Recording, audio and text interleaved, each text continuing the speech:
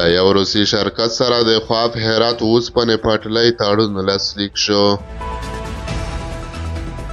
سلام ستړي مشئ پام وکړئ د ایران ټي وي یوټیوب چینل څخه تازه او مهم خبر ته. د خواف هرات اوسپنې پټلۍ د څلورمې قطعې د وروستۍ برخې د عملي کېدو تړون له یو روسي شرکت سره لاسلیک شو.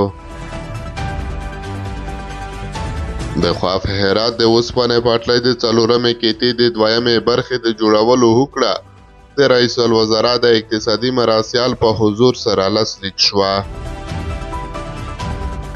د اوسپنې پټلۍ اداره وایي چې د خواف هرات د اوسپنې پټلۍ د څلورمې قطعې دویمه برخه د دغې لویې پروژې وروستۍ برخه ده چې له رباط پریان پیل او د هرات نړیوال هوایي ډګر او همداراز صنعتي ښارګوټي ته رسیږي.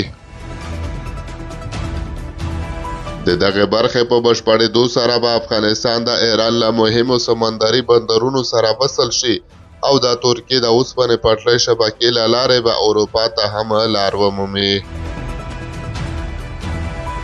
د افغانستان د اوسپنې پټلۍ د ادارې عمومي رئیس بختالرحمن شرافت وویل، یو خو پر دې مهمه ده چې د نږدې مسیر دی او منځنۍ اسیا د روسیې په ګډون له افغانستان سره نښلوي، بل همدا پروژه چې د روسیې تخنیکي ملاتړ لري. روسیه ځکه مهمه ده چې د ټولې نړۍ اتمه حصه ده.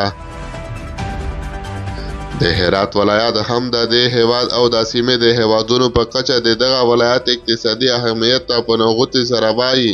د خواف هرات د اوسپنې پټلۍ به افغانستان له ایران، عراق، ترکیې او اروپایي هیوادونو سره وصل کړي.